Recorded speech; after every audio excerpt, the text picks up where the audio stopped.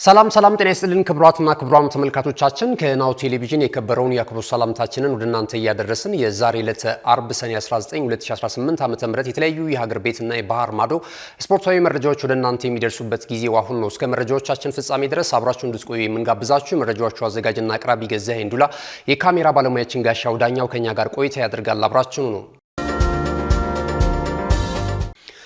ክቡራትና ክቡራን ተመልካቾቻችን ወደ ቀዳሚው የሀገር ቤት ስፖርታዊ መረጃችን ከማለፋችን አስቀድመን የዛሬ የዕለተ ሐሙስ የናሁ ስፖርት የመጀመሪያውን ጥያቄ ወደ እናንተ እናደርሳለን። ትላንትም እንግዲህ የጠየቅናችሁን ጥያቄዎች የሞከራችሁ የመለሳችሁ ተመልካቾቻችንን ስም ዝርዝር እንደዚሁ ይፋ የምናደርግ ነው የሚሆነው፣ በኋላ ላይ ወደ እናንተ እናደርሳለን። የዛሬው የመጀመሪያው ጥያቄ የሚሆነው እንግዲህ የዓለም እግር ኳስ ዋንጫ የውድድር መድረክ ጅማሮውን ካደረገ ጀምሮ የተለያዩ ጠንካራ ብሔራዊ ቡድኖችን ተመልክተናል። በዋንጫ ያሸበረቀ ጉዞ ያደረጉም በተለይ አውሮፓ ሀገራት ብሔራዊ ቡድኖችን ከብራዚል ውጪ ተመልክተናል ማለት ነውና በአውሮፓ ያሉትን እነ ጣሊያን፣ ጀርመን ማንሳት እንችላለን። ከዛ ባለፈ ግን የዓለም እግር ኳስ ዋንጫ የውድድር መድረክን በርከት ላሉ ጊዜያት ማንሳት የቻለችውና ቀዳሚዋ ሀገር ብራዚል መሆኗ ትታወቃለች ማለት ነውና በስከ ዛሬው ሂደት እንግዲህ የተለያዩ ከዋክብቶች መነሻ የሆነችው አገረ ሆላንድ በዓለም እግር ኳስ ዋንጫ የውድድር መድረክ ታሪክ ስንት ጊዜ ለፍጻሜ ደርሳለች? ይቺ ሀገር እንግዲህ እንዳላት ከዋክብት መጠን በዓለም እግር ኳስ ዋንጫ የውድድር መድረክ የመድረኩን የዋንጫ ክብር ማንሳት አልቻለችም። ነገር ግን ደግሞ በተደጋጋሚ የዓለም ዋንጫ የፍጻሜ ተፋላሚ መሆኗን አረጋግጣለችና ብዙ ጊዜ ተመልክተናታል። ዘንድሮም ጥሩ ጉዞ እያደረገች ትገኛለችና ሆላንድ ለምን ያህል ጊዜ ነው ለፍጻሜ የደረሰችው ወይም ለፍጻሜ ደርሳ የተሸነፈችው? ይህንን የመጀመሪያውን ጥያቄ እየሞከራችሁ ቆይታ እንድታደርጉ እንጋብዛችኋለን። ወደ ቀዳሚው የሀገር ቤት ስፖርታዊ መረጃችን ስናልፍ የአትሌቲክስ መረጃ ነው ቀዳሚ የምናደርገው። በአንጋፋውና ዘመናዊ ሽሬው ውጤታማው የምንጊዜ የአትሌቲክሱ ኮከብ በዓለም ደረጃም በሚባል ሁኔታ ዛሬም ድረስ እንግዲህ ስሙ እየተጠቀሰ የሚገኘው ሻምበል አበበ ቢቂላ መታሰቢያ የሆነው 42ኛው የሻምበል አበበ ቢቂላ የማራቶን ውድድር እንግዲህ ከነገ በስቲያ ሲዳማ ብሔራዊ ክልላዊ መንግስት ሐዋሳ ከተማ ላይ የሚከናወን መሆኑን ከዚህ ቀደም በነበረን የመረጃ ሰዓት ወደ እናንተ አደርሰናል። ትላንት ደግሞ አጠቃላይ ውድድሩን ሂደትና ያለውን ሁኔታ በተመለከተ የኢትዮጵያ አትሌቲክስ ፌዴሬሽን በኢትዮጵያ አትሌቲክስ ፌዴሬሽን የመሰብሰቢያ አዳራሽ ለመገናኛ ብዙሃን እንግዲህ ጋዜጣዊ መግለጫ ተሰጥቷል ማለት ነው። ይህንን ውድድር ለማከናወን አጠቃላይ የቴክኒክ ቡድኑ ሐዋሳ ከተማ እንግዲህ ከትሞ ሲዳማ ላይ ቅድመ ዝግጅቱን እያጠናቀቀ ነው የሚገኘው። ከደህንነት ጋር በተያያዘ የተለያዩ ተያያዥ ጉዳዮችን ፋሲሊቴት በማድረግ የቴክኒክ ቡድኑ ስራውን እያሳለጠ እንደሚገኝ ትላንት በጋዜጣዊ መግለጫ ላይ ይፋ ተደርጓል ማለት ነው። ትላንት እንግዲህ በጋዜጣዊ መግለጫ ላይ በተለይ ከመገናኛ ብዙሃን ባለሙያዎች ጋር የቀረቡላቸውን አግባባዊ ጥያቄዎች በተገቢው መልክ ምላሽ ሲሰጡ የቆዩት የፌዴሬሽኑ የውድድርና ተሳትፎ ከፍተኛ ባለሙያ የሆኑት አቶ ብስራት ለጥይበሉ እንደዚሁም የፌዴሬሽኑ የኮሚኒኬሽን ከፍተኛ ባለሙያ የሆኑት አቶ መሐሪ ነጋሽ ናቸው።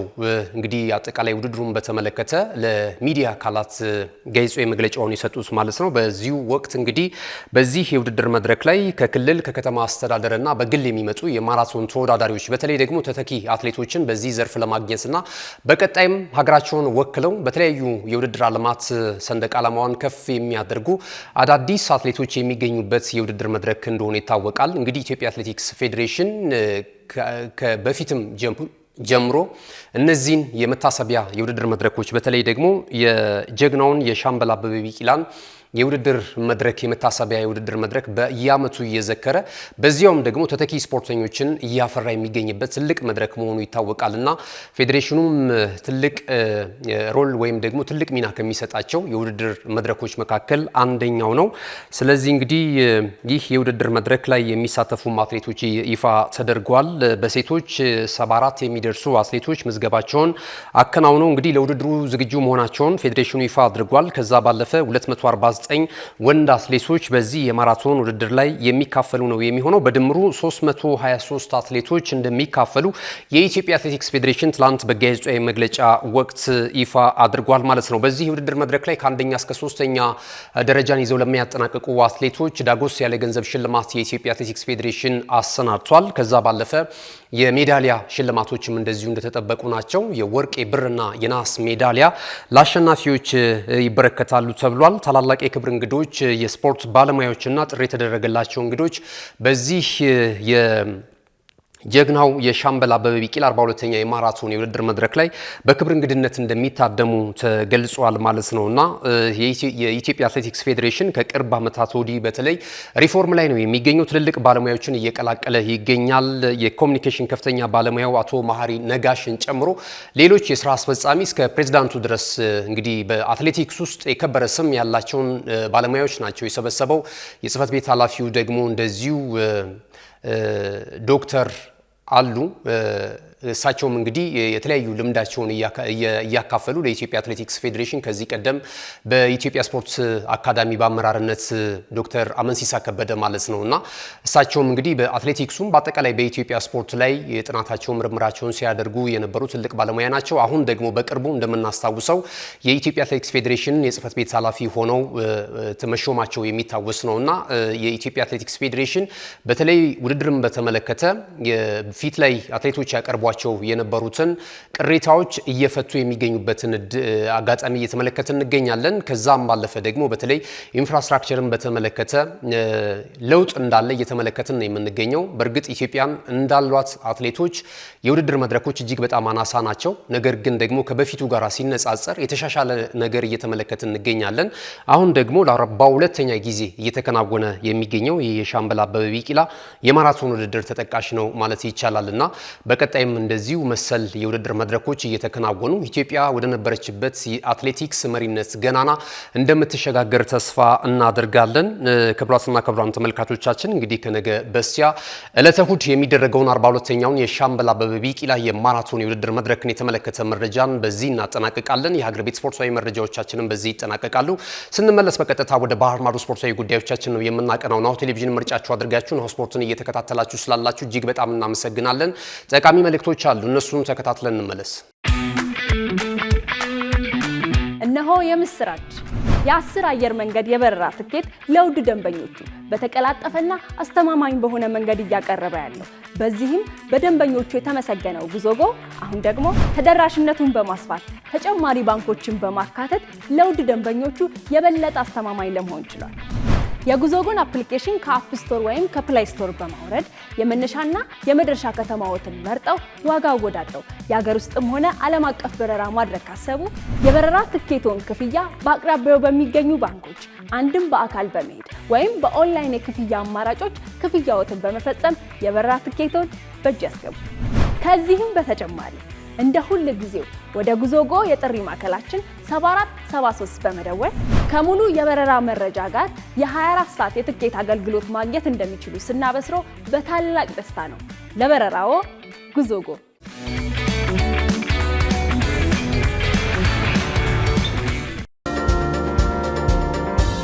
ተመልሰናል። ክቡራትና ክቡራን ተመልካቾቻችን በድጋሚ አብራችሁን ስላላችሁ እጅግ በጣም እናመሰግናለን። ቀደም ሲል እንግዲህ ከመልእክቶች አስቀድመን የሀገር ቤት ስፖርታዊ መረጃችን ላይ በተለይ የ42ኛውን የሻምበል አበበ ቢቂላን የመታሰቢያ ማራቶን የውድድር መድረክን የተመለከተ መረጃ ወደ እናንተ አድርሰን ተመልሰናል። ከዚህ ሰዓት ጀምረን ደግሞ ከባህር ማዶ ያገኘናቸውን የተለያዩ ስፖርታዊ መረጃዎችን ወደ እናንተ እያደረስን ቆይታ የምናደርግ ነው የሚሆነው። የዓለም እግር ኳስ ዋንጫ የውድድር መድረክ መነሻችን ነው የሚሆነው።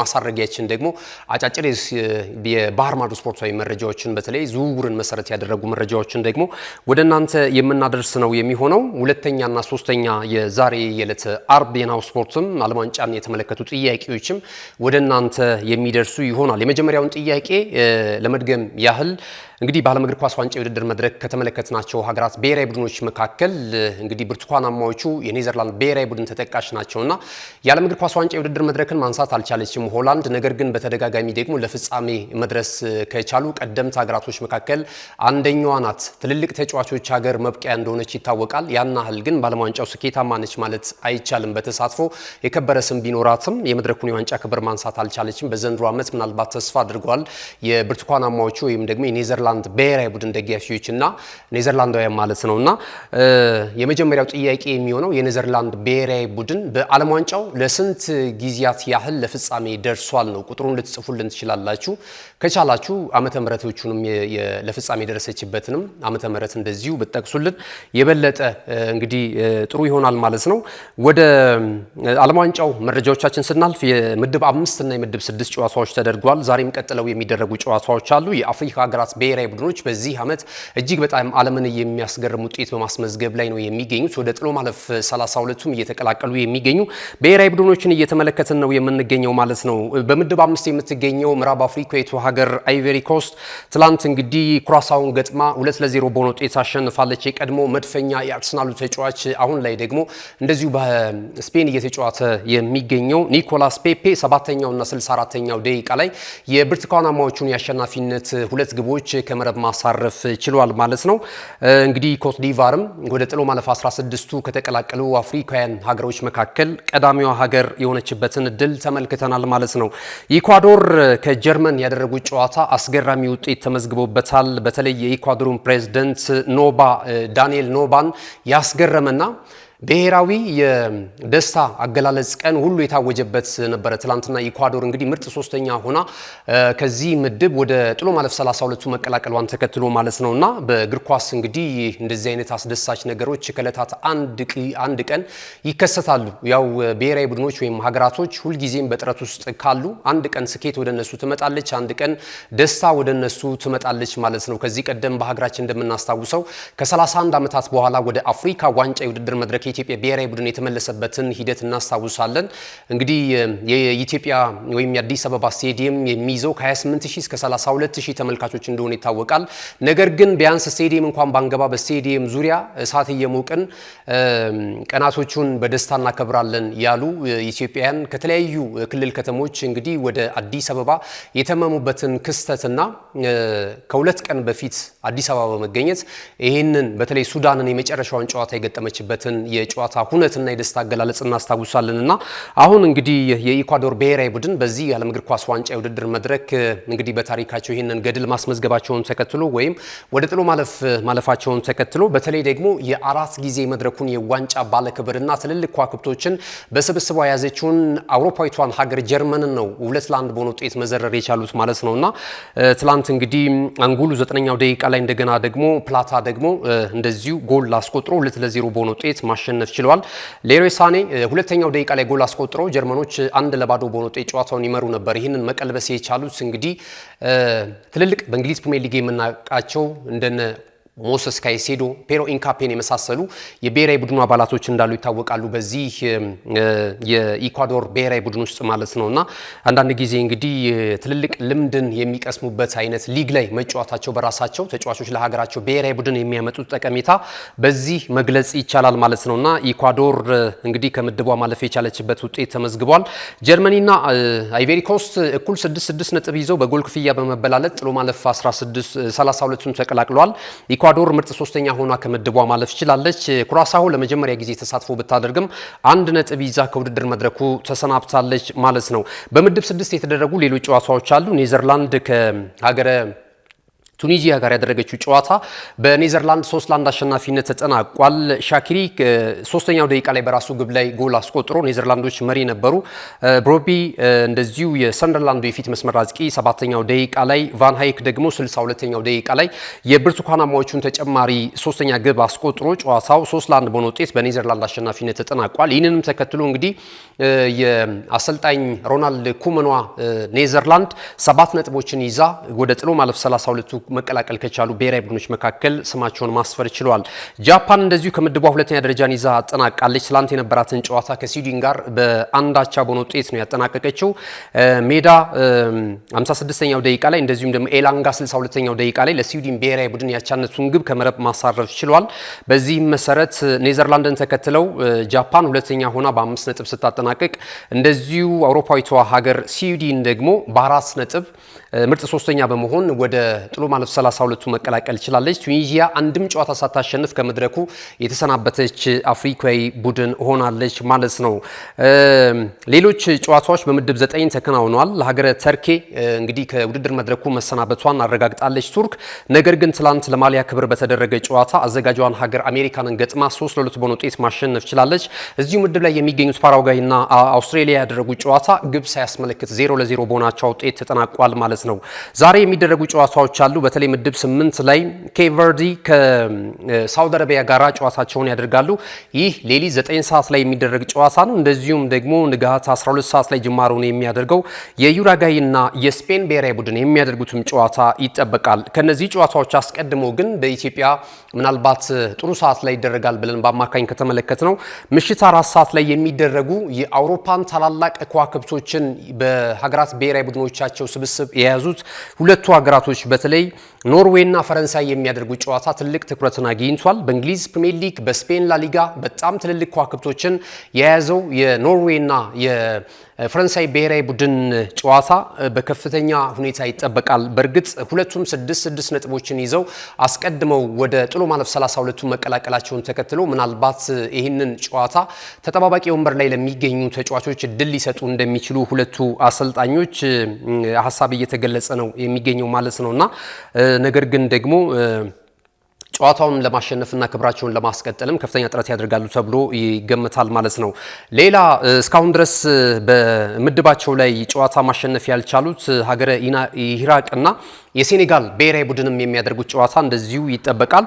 የሴኔጋል ብሔራዊ ቡድን እንግዲህ ከኢንሴንቲቭ ጋር በተያያዘ በተለይ እንግዲህ ጉርሻ አልተሰጠንም በማለት የሴኔጋል ብሔራዊ ቡድን ተጫዋቾች እስካሁን ድረስ ቅሬታ ውስጥ እንዳሉ ይታወቃል። ይህንን ጨዋታ ለማሊያ ክብር ጨዋታቸውን ያደርጋሉ። ምርጥ ሶስተኛ ሆነው የማለፍ እድል ካላቸው እንግዲህ ምናልባት ወደፊት የሚታይ ነው የሚሆነው ማለት ነው። ሌሎች የምድብ 8 ጨዋታዎች ይደረጋሉ።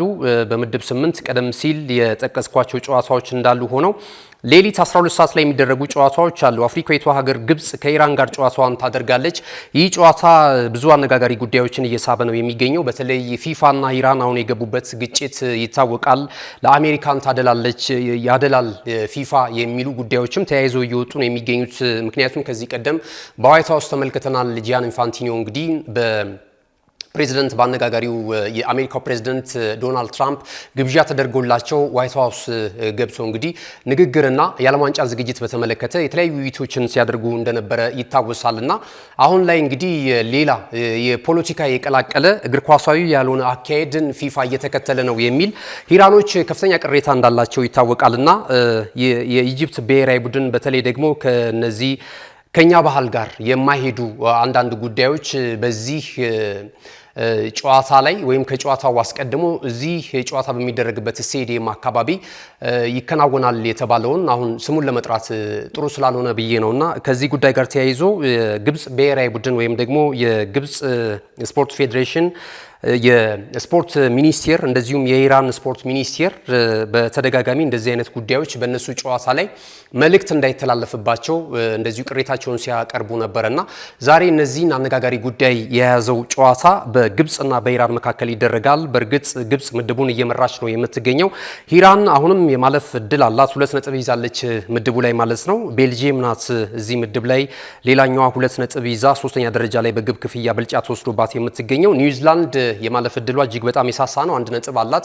ምናልባት ጨዋታውን አሸንፋ በሌሎች ቡድኖች ላይ የተንጠለጠለ እድል ይዛ የዛሬውን ጨዋታ የምታከናውን ነው የሚሆነው። ክቡራትና ክቡራን ተመልካቾቻችን እንግዲህ ይህንን የዓለም ዋንጫ ጨዋታ በተለይ አንዱን ጨዋታ ግምት እንድትሰጡበት እንፈልጋለን። ኖርዌይና ሀገረ ፈረንሳይ የሚያደርጉት ምሽት 4 ሰዓት ላይ በኢትዮጵያ ሰዓት አቆጣጠር የሚደረገውን ጨዋታ በማን አሸናፊነት ይጠናቀቃል? የዚህን ጨዋታ ቅድመ ግምት በማድረስ የሞባይል ካርድ ሽልማት እንድትወስዱ እንጋብዛችኋለን። ስንመለስ በቀጥታ ወደ አጫጭር ስፖርታዊ መረጃዎቻችን ነው የምናቀናው። አሁንም ናሁ ቴሌቪዥን ምርጫችሁ አድርጋችሁ ናሁ ስፖርትን እየተከታተላችሁ ስላላችሁ እጅግ በጣም እናመሰግናለን። እንመለሳለን። ካሽጎ በየትኛውም ዓለም ሆነው በማንኛውም ሰዓት ለወገኑ የሚደርሱበት ፈጣን የገንዘብ መላኪያ ተከፈተሉ። ማስተርና ቪዛ ካርዶን በመጠቀም ከ5 እስከ 20 ዶላር የሚልኩበት አዲስ የገንዘብ መላኪያ መንገድ። ካሽጎን ለየት የሚያደርገው የትኛውም የገንዘብ ዝውውር በፍጥነት አገልግሎት ከመስጠቱም ባሻገር ለማንኛውም አገልግሎት ምንም አይነት ክፍያ አለመጠየቁ ነው።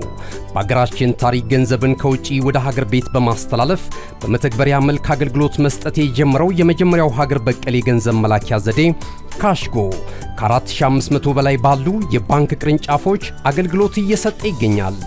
ገንዘቦን በሰኮንዶች ልዩነት ውስጥ ይፈልጉ በአካውንቶ ወይንም በእጆ ቆጥረው የሚወስዱበት ልዩ ዘዴ። በቅርቡ ሁሉንም ኢትዮጵያዊ ባለቤት ለማድረግ ጉዞ የጀመረው ካሽጎ ዛሬውኑ መተግበሪያውን በስልኮ ላይ በመጫን የአገልግሎቱ ተጠቃሚ ሆኑ። ፍጥነት መለያችን፣ ኢትዮጵያን መክፈቻችን፣ ካሽጎ ነው መላኪያችን። ካሽጎ የአዲሱ ትውልድ ብራንድ። ተመልሰናል። ክቡራትና ክቡራን ተመልካቾቻችን አብራችሁን ስላላችሁ እጅግ በጣም እናመሰግናለን። በድጋሚ እንግዲህ የዓለም ዋንጫ ጥያቄዎቻችን እንደቀጠሉ ናቸው። ቀደም ሲል መረጃዎቹን ወደ እናንተ አድርሰናል።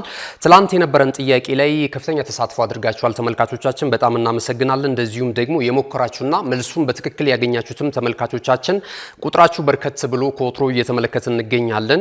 ለእናንተ ክብር እንግዲህ ስማችሁን ከፍ እናደርጋለን። ከዛ ስንመለስ ደግሞ ሁለት ቀሪ የዓለም እግር ኳስ ዋንጫ የውድድር መድረክን የተመለከቱ የጠቅላላ እውቀት ጥያቄዎችን ወደ እናንተ የምናደርስ ነው የሚሆነው። ሻውል ዳኜ እጅግ በጣም ሰፊ ሀሳብና አስተያየት አድርሶናል። በጣም እናመሰግናለን። ዘርዘር ያሉ ሀሳቦችንም ወንደሰንም እንደዚሁ በተደጋጋሚ የምንጠይቃቸውን ጥያቄዎች በማብራራት ጭምር ሀሳብ እየሰጠን የሚገኘው መረጃዎችን በምናቀርብበት ሁኔታ ላይም እንደዚሁ ሀሳብ አስተያየቱን እያደረሰን የምንገኘው በጣም እናመሰግናለን። በቀጥታ ስማችሁን ወደ እናንተ እናደርሳለን።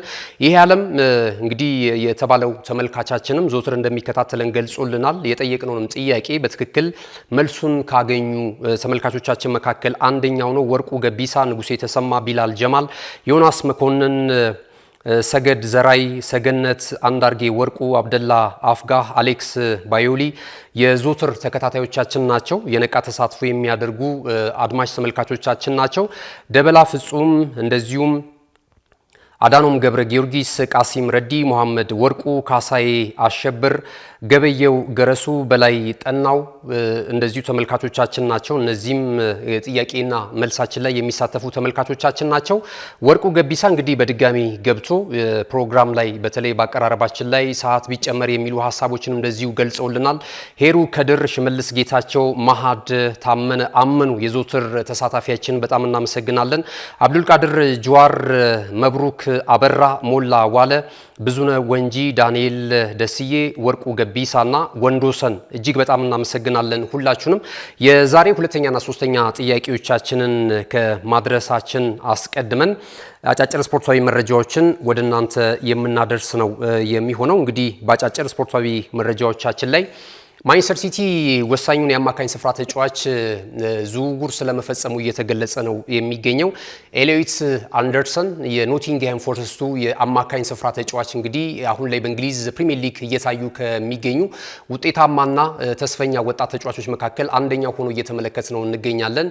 በእንግሊዝ ፕሪሚየር ሊግ ከፍተኛ የዝውውር ሂሳብ የወጣባቸው ተጫዋች መዝገብ ውስጥ እንደዚሁ ተካቷል ማለት ነው። አሌክሳንደር ኢሳቅ ነው እንግዲህ ከኒውካስል ዩናይትድ ወደ ሊቨርፑል የተዘዋወረበት ገንዘብ በከፍተኛነት የሚገለጸው ማለት ነው። አሁን ደግሞ እንደዚሁ ኤሊዮት አንደርሰንም በተመሳሳይ ከፍ ያለ የዝውውር ሂሳብ ወጪ እንደሚደረግበት ተገልጿል። በአጠቃላይ ዜጎቹ ወይም ሲቲዝኖቹ 130 ሚሊዮን ፓውንድ ይደርሳል ተብሏል ከጉርሻ ጋራ ማለት ነው።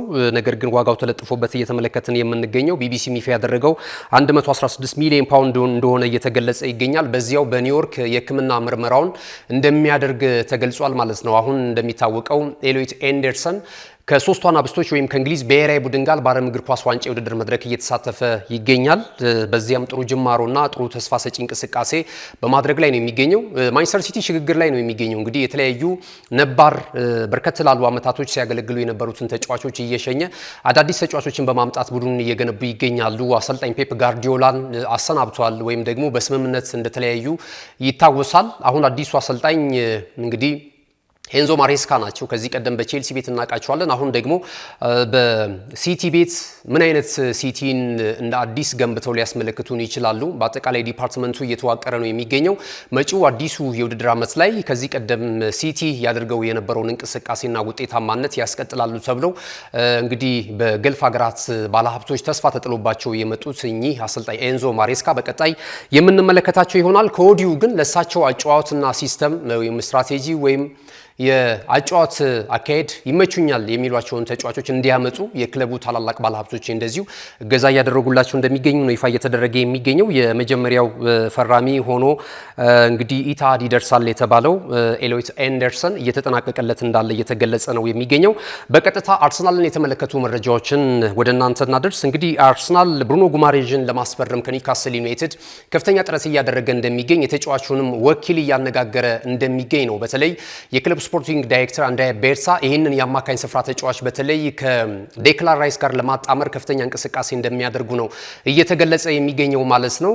ይህ ተጫዋች በኒውካስል ዩናይትድ ቤት እጅግ በጣም ያለውን ብቃት በማውጣት ቡድኑ ወደ ከፍታ እያመጡ ከሚገኙ ተጫዋቾች መካከል አንደኛው ነው። እንግዲህ ከሰባ ዓመታት በኋላ እንደምናስታውሰው የእንግሊዝ ሊግ ካፕ የዋንጫ ክብርን ሲያሳኩ የአሌክሳንደር ኢሳቅና የዚህ የብሩኖ ጉማሬዥ ሚና በጣም የላቀ እንደነበረ ማስታወስ ይቻላል እና አሁን ላይ አሌክሳንደር ኢሳቅ ወደ ሊቨርፑል አመርቷል።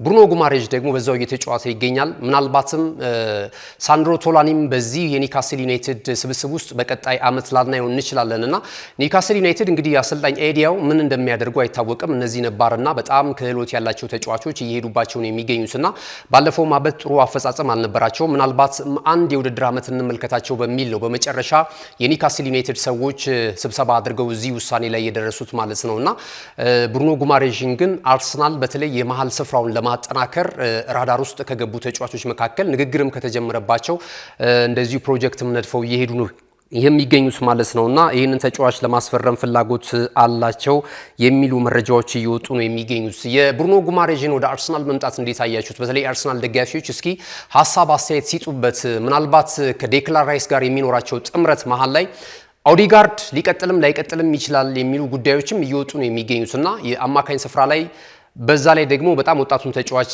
ቨርሳታይል ነው ተብሎ የሚጠቀስለት ሉዊስ ስኬሊ እዚህ ቦታ ላይም እየተጫወተ 6 ቁጥር ላይም 8 ቁጥር ላይም መጫወት ይችላልና እነዚህ የአማካኝ ስፍራ እንደዚህ ብቃት ባላቸው ተጫዋቾች የበለጠ መዋቀሩ ምን አይነትን አርሰናል በአዲሱ የውድድር ዘመን ልንመለከት እንችላለን?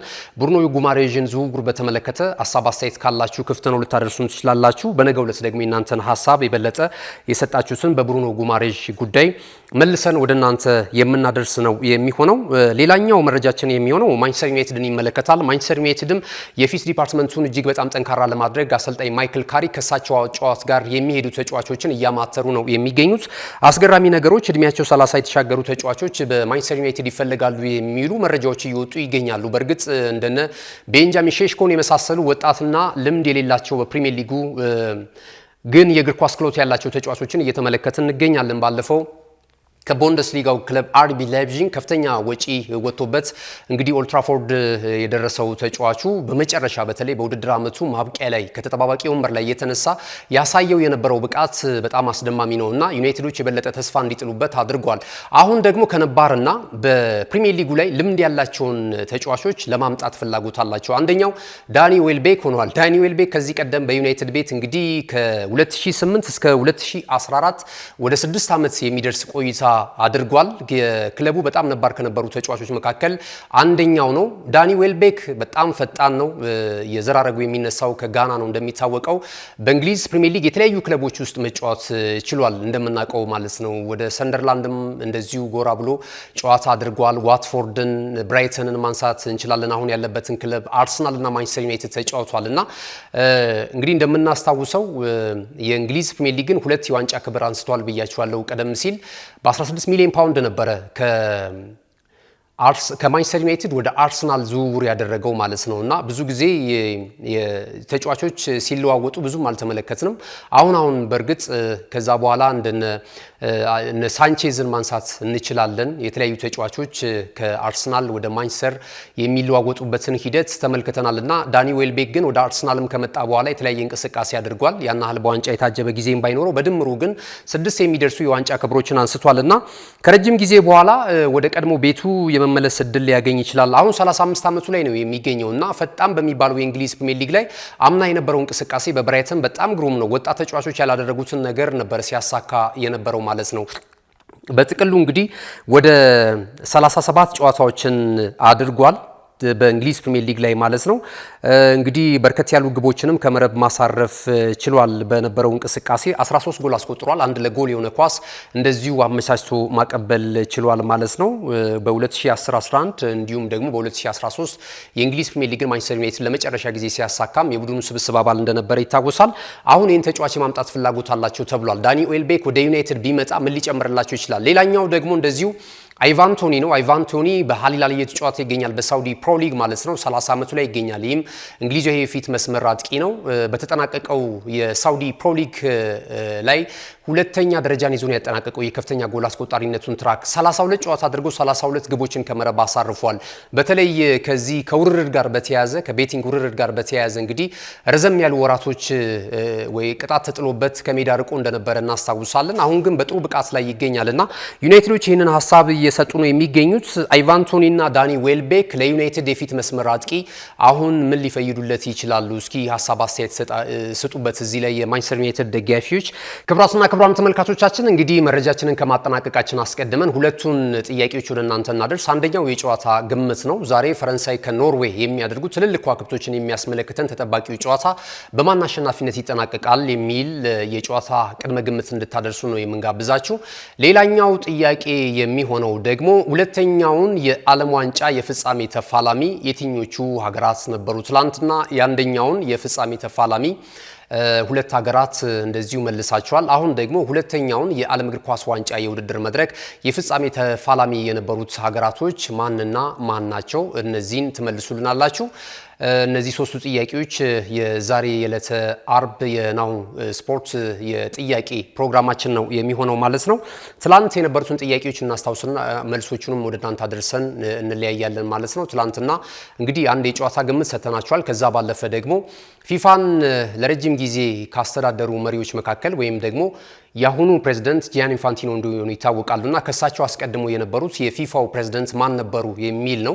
በተለይ ከሙስና ጋር በተያያዘ እንግዲህ ስማቸው የሚነሳው ስዊዘርላንዳዊው ሴፕ ብላተር ነበሩ። ለ17 ዓመታት ያህል ፊፋን አስተዳድረዋልና ሴፕ ብላተር ብላችሁ የመለሳችሁ አድማጭ ተመልካቾቻችን እጅግ በጣም ልክ ናችሁ። ሌላኛው የአንደኛውን የዓለም እግር ኳስ ዋንጫ የውድድር መድረክ የፍጻሜ ተፋላሚ የነበሩት ሁለት ሀገራት ብሔራዊ ቡድኖችን ማንና ማን ይባላሉ የሚል ሌላኛው ጥያቄ ነበርና በዚህም መሰረት እንግዲህ የዩራጋይ እና የአርጀንቲና ብሔራዊ ቡድን የአንደኛውን የዓለም እግር ኳስ ዋንጫ የውድድር መድረክ የፍጻሜ ተፋላሚ ነበሩ። በፍጻሜውም እንደምናስታውሰው ማለት አንችልም። ታሪክ እንዳሰፈረው ግን የዩራጋይ ብሔራዊ ቡድን 4-2 በሆነ ውጤት በማሸነፍ በታሪክ 1930 ላይ ጅማሮውን ያደረገው የዓለም እግር ኳስ ዋንጫ የውድድር መድረክን የዋንጫ ክብር ለመጀመሪያ ጊዜ ራሷ ሰናርታ ራሷ ዩራጋይ ያሸነፈችበትን ታሪክ ነበር የጠየቅናችሁና ይህንን ጥያቄ በትክክል የመለሳችሁ ተመልካቾቻችን ልክ ናችሁ። አብራችሁን ስለነበራችሁ እጅግ በጣም እናመሰግናለን። የዛሬ ዕለተ ዓርብ የመረጃ ሰዓታችን በዚሁ ይጠናቀቃል። መረጃዎቹን ወደ እናንተ በማድረስ ገዛኸኝ ዱላ የካሜራ ባለሙያችን ጋሻው ዳኛው ከኛ ጋር ቆይታ አድርጓል። ዩቲዩብ ቻናላችንን ላይክ፣ ሼር፣ ሰብስክራይብ በማድረግ ቤተሰብ እንድትሆኑ ሌሎች ወቅታዊና አዳዲስ እንደዚሁ መረጃዎችን የምታገኙ ነው የሚሆነው። መልካም ጊዜ ይሁንላችሁ።